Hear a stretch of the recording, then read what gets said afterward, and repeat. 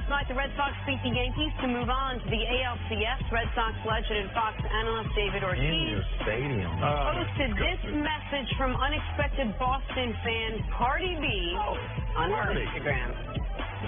No, y'all don't understand. I know y'all don't understand, but if y'all know me for a long time, y'all know I always been a Red Sox fan, you know. And I'm from Highbridge, so I literally live 9 blocks away from the Yankee Stadium. But you know, my father, he's a Red Sox fan. My grandfather's a Red Sox fan. It runs in my blood. It runs in my blood. Big Pappy over here, you heard? Big Pappy over here. I don't even understand. What do you mean you don't understand? Big Pappy? How are you from the Bronx and you're a Red Sox fan? Cardi B. That don't make no sense. It's about it's not like she didn't have a bunch of other choices you didn't agree with, but you know. That's a good point. But still, though, of all things, you gonna be repping for the Red Sox after they beat us? I wonder if her other profession did that affect her, like how many dollars she got. Oh, in her prior profession. Yeah. See, what do I say Cardi B is? The embodiment of what? Oh, the American dream. She stole the show at the AMAs. It's more like Freddy Krueger's Summer Night. Right, it's a nightmare. Y'all are not going to sit here and disrespect Cardi B. Now on this show. What you're insinuating is that the Red Sox are probably better tippers than the Yankees. Oh, my God. Listen. I wonder what she was saying then. I guarantee she was saying Yankees and all that. You want to know what my issue was? Come on, man. You can probably guess it. Why not just put a light on if you're going to do an Instagram video? Jenna. Lighting kills me. I could barely see that was her. Well, the boys are You can tell that it was Cardi B. No question about it. Shout out to Cardi B. Stole the show at the AMAs last night. Shout out to Cardi B. She's from the Bronx. Your former team is having some in-house issues this week, the New York Giants. Let's refresh and set the table, okay? Odell made some off-putting comments about the Giants' offense and Eli's limitations. Then head coach Pat Shermer responded, telling the media, talk to Odell. Then Eli Manning said, I don't listen to Lil Wayne much. Real helpful, Eli. Then on Tuesday, the media approached Odell again, and this time Odell struck a different chord. I think we all understand each other. Like I said, there's nothing that is going to come in between my brothers, my teammates. This is something that is going to pull us closer, and I felt very close as a team this Sunday, and that's the way that we have to play. That's the way that we're going to fight. Nobody in here likes to lose. We're all tired of losing. We want to change that culture, atmosphere, whatever it is, because this is a place that has a lot of pride, and we want to be able to be proud of what we display and do all those things. So it was a big week for us. We took a big step. We lost on a 63-yard field goal. If I had to lose on a 63-yard field goal, I mean, so be it. Like, it's impressive by that kicker to be able to do that with the game on the line and hit it. So we're taking steps in the right direction.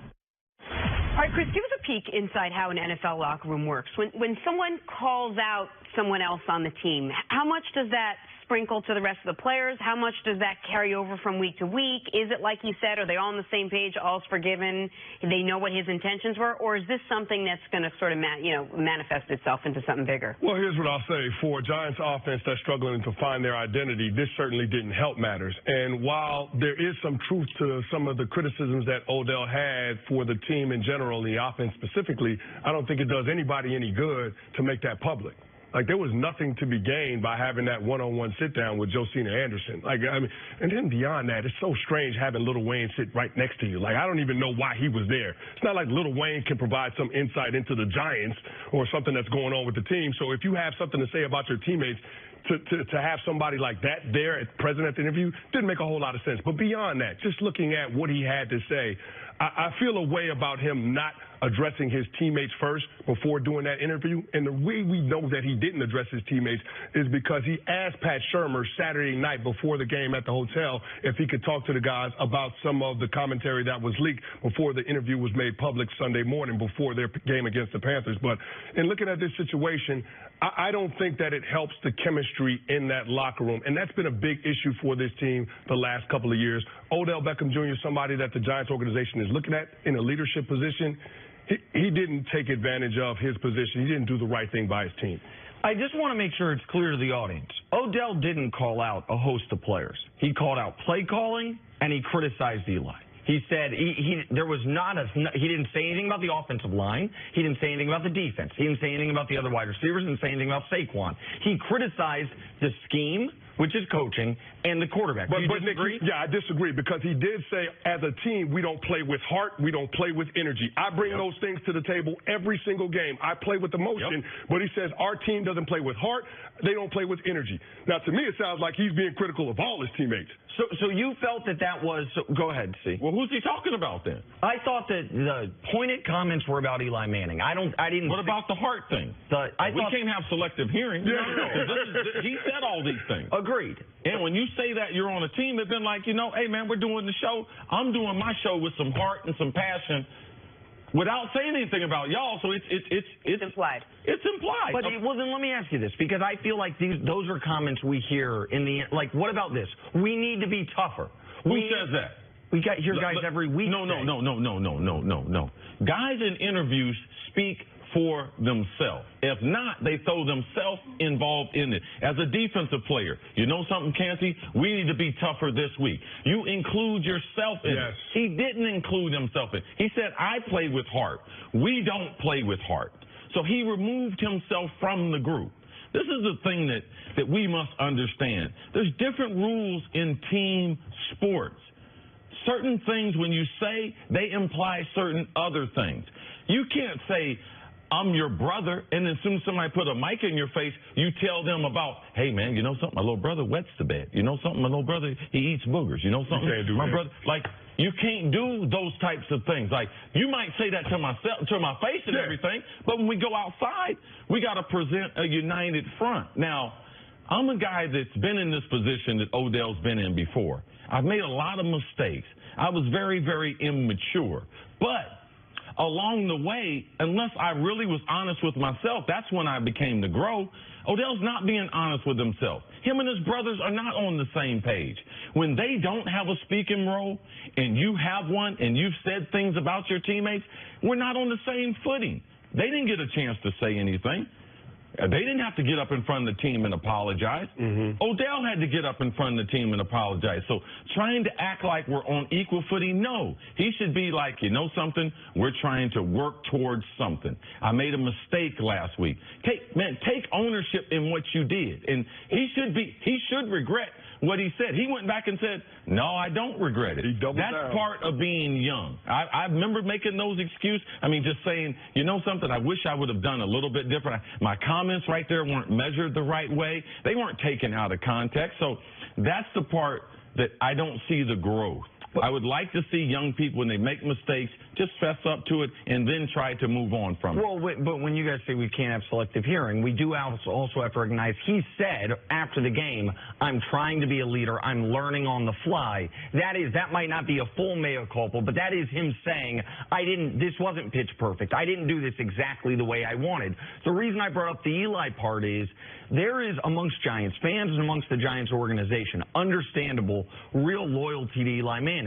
But in that locker room, they got one guy that won a Super Bowl with him. The long snapper, Zach Diossi.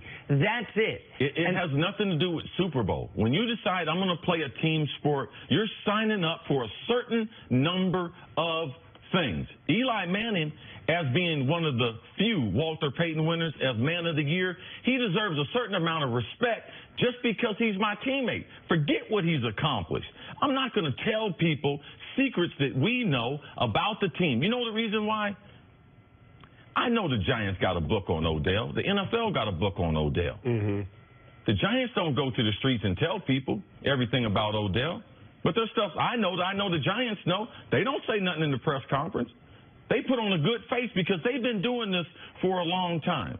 Odell, there's guys that have made mistakes a long time. But fessing up to your mistakes and trying to grow and move on, those are the things that you want to see. When I was young, man, I made a lot of mistakes. When I was doing an interview as a 25-year-old compared to when I was 35 was totally different. And that's what we should expect from Odell. But if he's not willing to look at it and be like, yeah, I made a mistake. Him mentioning this quarterback was a mistake. Him talking about the offensive play selection, that was a mistake. And it's a mistake if he doesn't recognize that it's a mistake. Well, here's the thing that I have an issue with, CC. He knew that Eli Manning was going to be the quarterback when he signed that contract. He knew that Pat Shurmur was going to be the play caller when he signed that contract. So in essence, this is what you signed up for, to be a part of this. So all of a sudden, after you get the financial security, to turn around and say you have an issue with these facets of the team, like, this is something that you could have avoided. You didn't have to commit long-term to this organization knowing that those two figures would play a key role in it for the foreseeable future.